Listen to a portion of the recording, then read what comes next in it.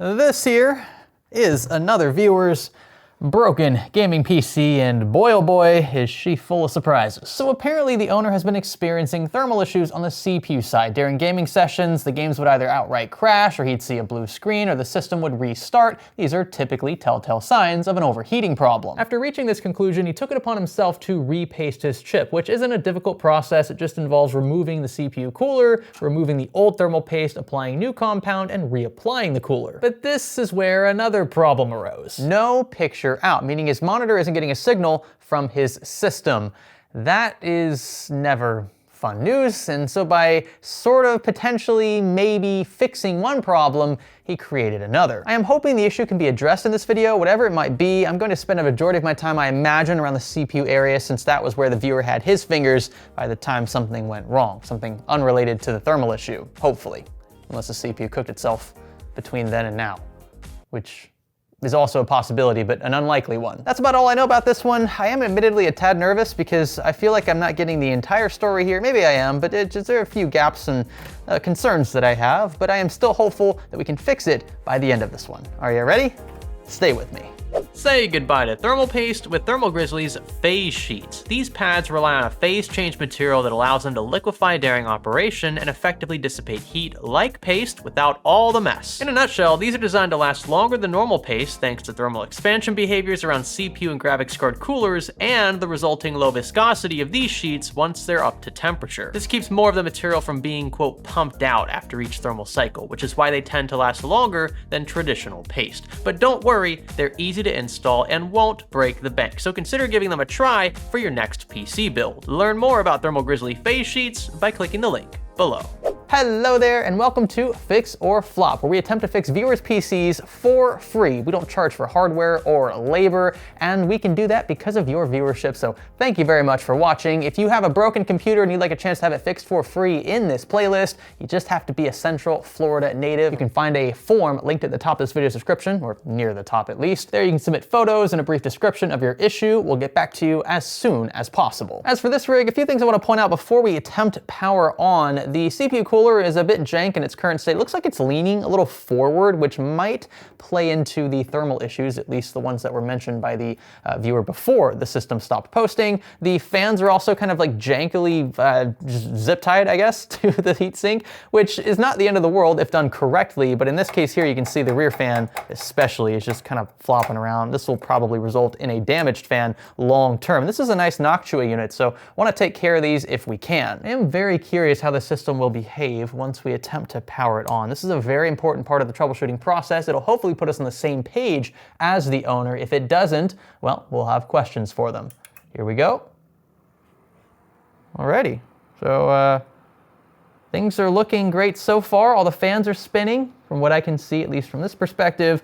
All of the RGB is lit, but would you look at that? No signal to our monitor. We are on the same page, and from my angle, that's a great thing. I know the situation sucks, but I think this can be fixed. It does look like a hardware issue. I'm gonna focus on 2 or 3 key areas of the system. Firstly, the CPU, because that was the area that was quote unquote tampered with. I don't think the viewer obviously did anything intentionally, but folks around the socket can sometimes slip up. They can damage pins, they can bend pins. Hopefully they didn't break any off. We're gonna have to replace the entire motherboard, but that is an area of interest for sure. Another area is the graphics card. Since this is the last step before picture is sent to a monitor, we can trace the issue backwards to the card, and from there to the power supply and the main board. Some folks are like, Greg, why are you looking at the graphics card first if you're not getting a picture out? That's very clearly a CPU issue.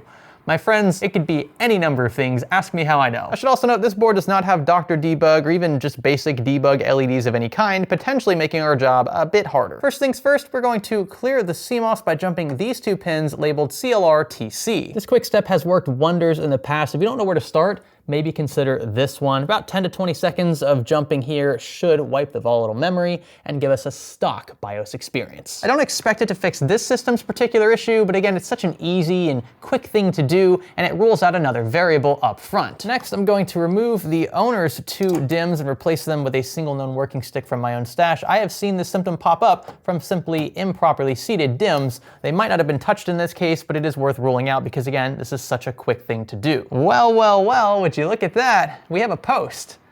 That's Interesting. Do we have a dead DDR4 DIMM from the owner? Maybe both DIMMs are dead? I think the odds of that are fairly low. Maybe we have a dead memory channel on the CPU side of things, or a defect in the main board that of course allows both of those components to communicate with each other. There are still several variables to narrow down. And yes, I see it too. This is actually an Intel Core i5 rig. I was under the impression this was a Ryzen-based platform, and admittedly, the viewer submitted spec list was a bit convoluted. I thought 5700 had something to do with a Ryzen CPU. I didn't pay close attention to the motherboard. Maybe 15 was supposed to say i5. Your guess is as good as mine. We can very quickly rule out a dead memory channel or defective slot by using our DIMM in each one of the board slots. See if we get a post in B1. A lot of boring math later. I think we found our culprit. So in short, one of the viewer's DIMMs works perfectly fine in every single slot on the board. My known working DIMM works perfectly fine in every single slot on the board.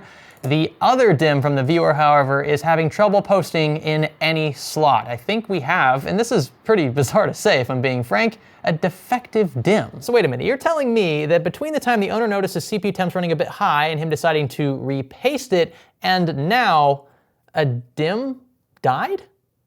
Like, what are the odds of that? On the surface at least, there's no direct connection between an overheating CPU and a random defective DIMM, especially seeing as though the other DIMM seems to be running totally fine. It does, interestingly enough, light up still, but it prevents our system from posting, which warrants an entire kit replacement. How about some lovely white and gold Corsair DOM Plats? These things have been collecting dust for several months. I'd rather put them to good use in the viewer's rig. And would you look at that? We've loaded straight into Windows. No problem. This is actually the third attempt powering on, so it is repetitive. I also checked temperatures in the BIOS for both the CPU and the motherboard. They look to be okay. Somewhere in the high 20s, low 30s, depending on how long it's been running. That is perfectly normal for a system like this with the tower cooler that is installed. I may even off-camera reach out to the owner, ask for his PIN, just so that I can install something like IDA64. I'd like to run a stress test to make sure that under load conditions, both his CPU and his GPU, the temps of which we can't see in the BIOS, are okay. You know what though, this cooler does have an unreasonable amount of play in it. Like I said before, it was sagging pretty heavily from the top, which led me to believe that we were going to run into a temperature issue.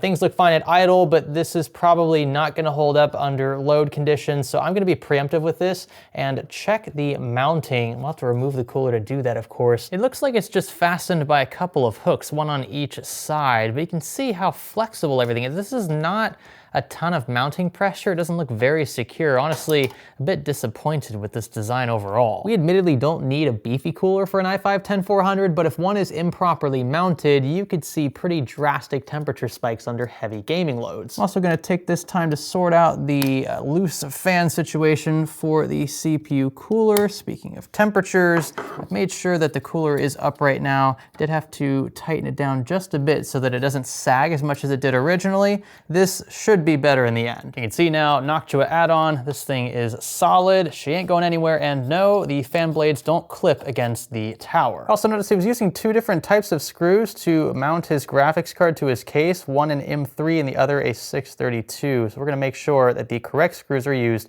in both instances. This is of course where a big tackle box of saved screws over the years comes in super handy. Just a few turns, and here we are all back in Windows then. Again, this is a very repeatable process. At this point I've powered it on maybe probably half a dozen times. It boots up without issue thanks to the replacement kit of RAM. We also again fixed the dangling CPU cooler fan and took a minute to confirm temps look to be perfectly fine. There's only one thing left to do, and that's confirm in a separate system that this DIMM is in fact dead. So this makeshift testbed consists of a Ryzen 7 5700G, an APU, obviously baked in graphics. We don't need a discrete graphics card, my single DDR4 DIMM that we used earlier to test this viewer's rig, and a 450 watt fanless power supply. So this will act as our control. We're just looking for a post, and that is it. Then we'll swap in the defective DIMM. Where's the power pin? Here we go. Alrighty. Looking for picture to a monitor. And there we are, our picture out, our post. It's complaining about TPM as usual. We'll go ahead and power this back off and throw in the suspect. Perhaps on paper I should be more confident in this DIMM's failure. At least what we've seen earlier would suggest that it would fail in any other system. But again, this season, for some reason, is just throwing us curveballs left and right. I don't think I've ever wanted a DIMM to fail before. This is definitely a first, but just for my own sanity, I hope that we don't get a picture out.